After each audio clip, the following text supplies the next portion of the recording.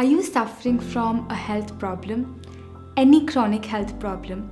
Diabetes, back pain, knee pain, thyroid, constipation, acne, high blood pressure, PCOD, low energy, obesity, or even excess weight?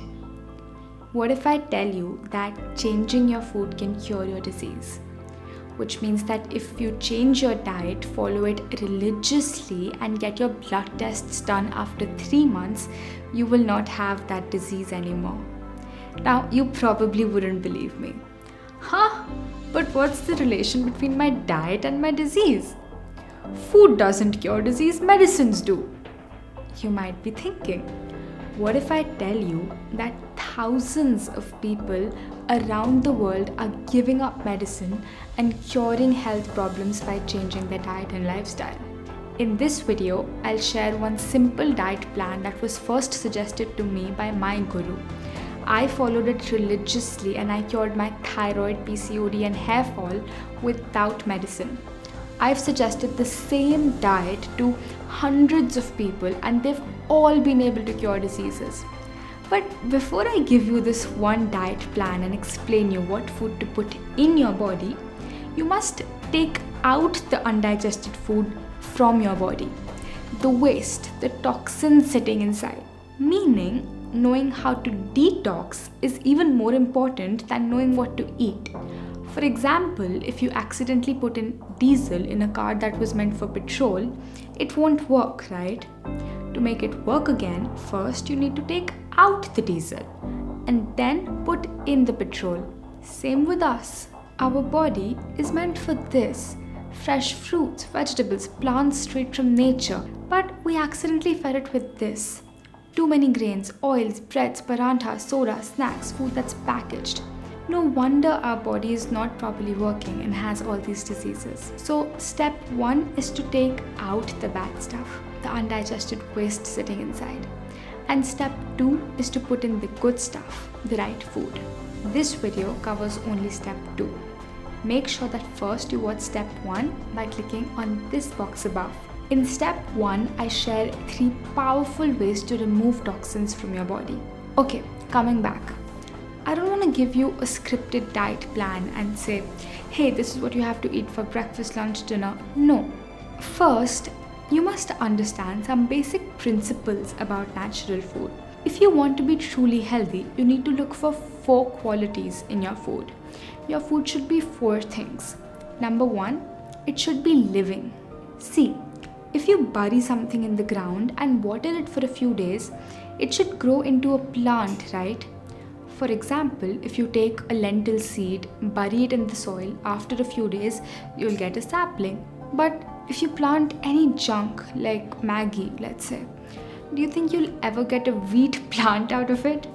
No, because unlike the lentil, the Maggi doesn't contain any life, it doesn't contain any prana, and therefore it cannot produce more life. It's a dead food. And how can something that's dead bring life to your body? On the other hand, fruits, vegetables, nuts, grains, seeds, sprouts, they're all living foods, and when they enter your body, they bring you life. They extend your age, cure your disease, flush out the toxins sitting inside your body. In the Bhagavad Gita, chapter 17, do you know what Lord Krishna says? He says that food should be eaten within 3 hours of being cooked. Because after 3 hours, it becomes tamasic. It starts to lose the life energy or the prana inside it. That's why in the yogic culture, they don't eat any sabzi or rice or chapati if it has been kept for more than 3 hours. Same with our grandparents. They used to eat everything fresh, right from the stove to the plate. And now what's happening? People store sabzis in the refrigerator for the next 2 to 4 days. They take a little out every day, eat it and then store it back. They're eating stale, basi food. They're inviting cancer into their body. If something is cooked on fire, you have to eat it within 3 hours, maximum 5 hours. Now, tell me one thing. Why only apply this 3-hour rule to sabzi and chapati? What about all this? Can you even imagine how long back these foods were cooked? Forget 3 hours or 3 days. Most of them were cooked maybe even 3 years in advance and have been stored in packets, bottles, cans and boxes after being lathered with synthetic chemicals so that they don't appear to be stale or smell bad.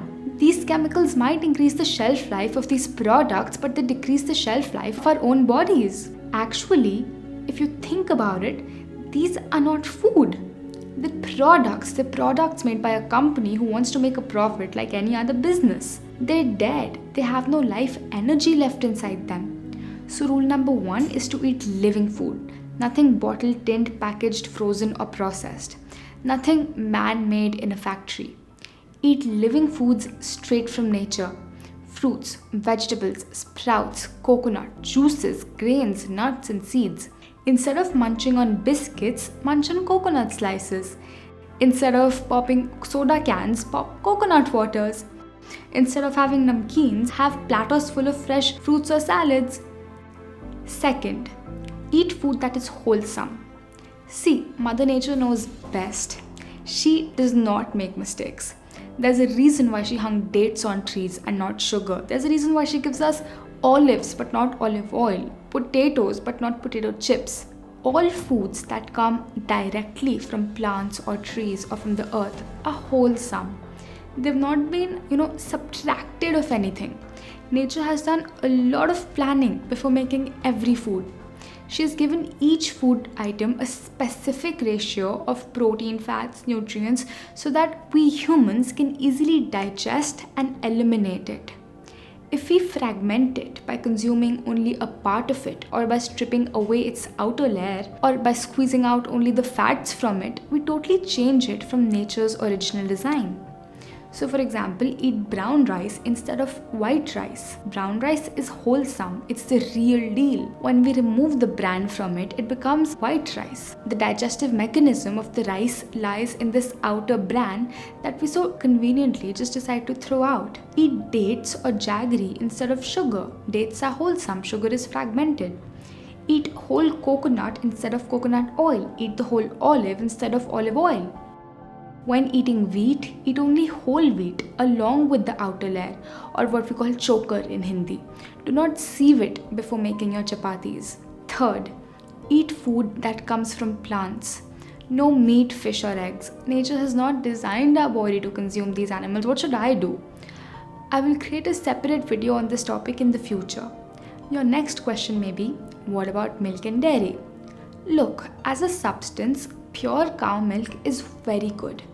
But the problem is that milk that we're getting today is actually not even milk. What we get in these Tetra packs is a white liquid made of milk powder, urea and dangerous chemicals. Do you know that the World Health Organization has warned the Indian government that milk today has become so contaminated that if we continue drinking it, by 2025, 87% of India will be suffering from serious diseases like cancer. And this was in the Economic Times recently. In the description of this video, I've linked a video showing how detergents like Easy and urea is used in this milk to make it store for longer and to make it thicker. Now, even if you get the purest form of cow milk straight from your farm, straight from your own cow, even then you cannot digest it if you're suffering from a disease or if you want to lose weight. Pure cow milk is very good for athletes or small children whose height is growing, but not for us who spend 8 hours a day in front of a computer screen. We simply cannot digest it because it's a very, very heavy food by nature. One glass of milk is a complete meal on its own. Good news is that there's a substitute which can give you all the same nutrients, protein and calcium. Difference is that your body can actually digest and absorb it. Do you know what it is? It's coconut milk. Coconut is one of the best foods on earth. There's a reason it's called Shreefal in Sanskrit. And there's a reason why every birth, every marriage, every auspicious occasion in India starts with the breaking of a coconut. Always make your coconut milk at your own home. It's very easy. The links for all the recipes are given in the YouTube description below. Fourth, your food should be water rich. See, there's two kinds of foods, water rich and water poor. Water-rich foods include fruits such as watermelon, papaya, grapes, oranges, juicy vegetables like tomatoes, cucumber, leafy greens, bottle gourd. Water-poor foods include grains, rice, wheat, chapati, dal, nuts, seeds, and starchy vegetables like potatoes. See, if you put it in a juicer and a lot of juice comes out of it, then you know that it's water rich. Have you ever put a chapati or rice in the juicer? No, because you know that there's no juice in it. It's a water poor food. Now, 70% of your body is water and 30% is, solid, bones, muscles and mass. So naturally, 70% of your diet should be composed of water-rich food, juices, fruits, vegetables, and 30% of your diet should consist of water-poor food, grains, cereals, nuts and seeds. Funnily enough, most of us eat in the exact opposite ratio. We eat grains thrice a day and as a result we're drying up. So in summary, number 1, eat living foods. Eat foods that come straight from the farm to your kitchen. It should not go to a factory in between. Number 2, eat wholesome food, means original food. Brown rice instead of white rice. Dates or jaggery instead of sugar. Whole coconut and olives instead of their oils. Number 3, eat plant-based food. Strictly no meat, fish or eggs. Instead of animal milk, have coconut milk. Number 4, eat 70% water-rich food. Okay, now let's move on to the diet plan. We suggest having 5 main meals in a day. A morning detox juice, breakfast, lunch, mid-meal and dinner. The timings that I give in this video are those that are generally suitable for most people, but feel free to adjust them according to your routine and your schedule. Let's start with the morning detox juice, which you can have a little after waking up in the morning, let's say 8 a.m. For this, we recommend the juice of a very, very special vegetable. When this vegetable enters your body, it starts to suck in all the toxins. It's like a sponge. And when it exits your body, it carries with it all the accumulated toxins and the garbage sitting inside. It is the best thing you can drink for weight loss and for clearing up your skin. It's light green from the outside and white from the inside. Do you know what it's called?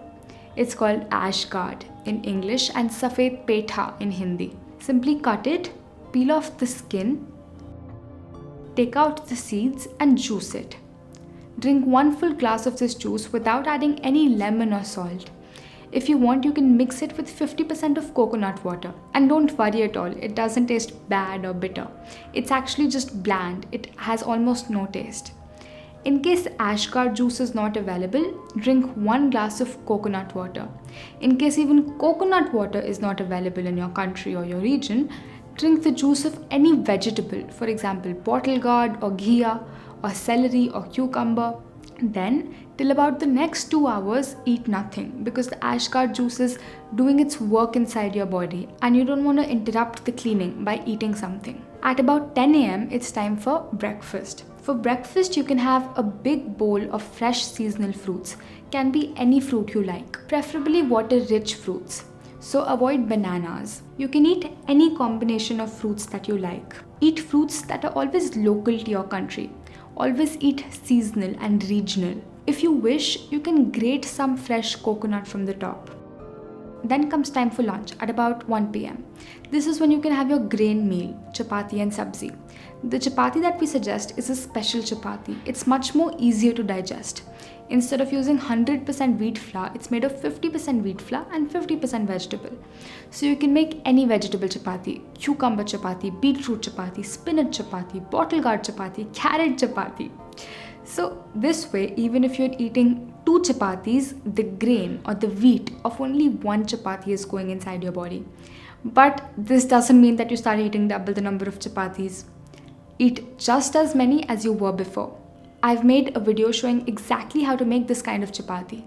Please watch it by clicking on this box. With chapati comes sabzi. The sabzi that we recommend is also very different. Instead of using oil, we use fresh grated coconut. And instead of using spicy masalas, we use fresh herbs. Watch the method of making sabzi by clicking on this box above. By the way, I've also given the links of all of these videos that I'm mentioning of sabzi and chapati in the description box below. If you eat 1 chapati, have 2 bowls of sabzi. If you eat 2 chapatis, have 4 bowls of sabzi. The idea is to eat more and more of vegetables and less of grains. Once or twice a week, you can also have brown rice instead of chapati. Now, even when you're eating brown rice, if you have 1 bowl of brown rice, have 2 bowls of sabzi. When you eat grains alone, it is very difficult for your body to digest them. But by mixing grains with vegetables, it makes them easier to digest and eliminate from your body. So no dal roti, instead have sabzi roti. No dal rice, instead have sabzi rice. No rajma, no chana, at least till you get completely cured and reach your ideal weight. See, it's not like dal, which is lentils, is wrong. It's not like rajma is wrong. It's just that in our modern lifestyles where we spend most of the day sitting down and work out for just 1 hour a day, we cannot digest it. Our grandparents could easily digest it because they didn't have laptops or mobile phones. They used to walk everywhere and they used to work hard in the sun in their farms for 6 to 8 hours a day. So they could afford to eat a lot of grain. The problem is that we're living the lifestyle of today but eating the diet of our grandparents. And that's why we're falling so diseased as a society. So, back to the meal plan. You might need a mid-meal between your lunch and your dinner. We recommend having the juice of any freshly squeezed vegetable. Or you can also have fresh coconut water again. No biscuits, no namkeens, no snacks. If you feel hungry even after the juice, you can have coconut slices, about 2 to 3 pieces. It's the best healthy snack. Most people are used to drinking tea or coffee at this time. If that's the case with you, you can have herbal tea, but not the packets of green tea which you get from a factory. Make fresh herbal tea at your own home. I've given the recipe in the description below this YouTube video. Then for dinner, have a salad and a soup. Your salad would be raw. Take any fresh seasonal vegetables, chop them up and toss them together with a nut-based homemade dressing. Do not add any grains like chana or rajma or dal to your salad. I've created some amazing salad recipes that are actually healthy. The links for all the recipes and the dressings are given in the YouTube description below. If you wish, you can have a soup with your salad. The soup would be a steamed meal. Make sure that the soup has no dairy, no oil, no grains. You'll feel so light after eating this. And when you see your weight dropping on the weighing machine every morning and your readings in control without medicine, then there's no going back. The idea is to eat grains only once a day, and rest of the day eat 1 fruit meal and 1 salad meal. Your digestion will work wonderfully. If you wish, you can even swap lunch and dinner. You can have a soup and salad for lunch and your grain meal could be dinner. Now, this diet plan is for people who want to lose weight or reverse a health problem. It's also for people who are already fit and want to maintain their weight. But it's not recommended for children and athletes. Children below the age of 16, if they're healthy, and athletes can eat grains 2 to 3 times a day because their bodies are in the growing stage and therefore they're capable of digesting it. Now, let's discuss some frequently asked questions. How much water should I drink? You should drink water only when you feel thirsty, just like how you should eat food only when you feel hungry. No need to forcefully consume 8 to 9 liters of water every day when there is no physical need for it. It puts undue pressure on your kidneys. Next question. For how long should I follow this? Follow it till the time you want to stay healthy and fit and not want to get diseases in your body. See, what I'm giving you here is not a diet plan for weight loss. It's a lifestyle. It's a way of living and eating the way that nature intended. The human body is a precious gift that God has given to us. And day by day, week by week, year by year, time is passing. Every morning we wake up, look at ourselves in the mirror, and we wish we didn't have all that excess weight. We wish we didn't have to start our mornings popping pills or with medicine. I don't want that all your life you just keep wishing. I want you to experience what it feels like to have an optimally functioning human body, to have no disease or disease seed inside you. I want to empower you to be your own doctor. All I'm here for is to connect you back with nature. Goodbye for now, and I'll see you in the next video.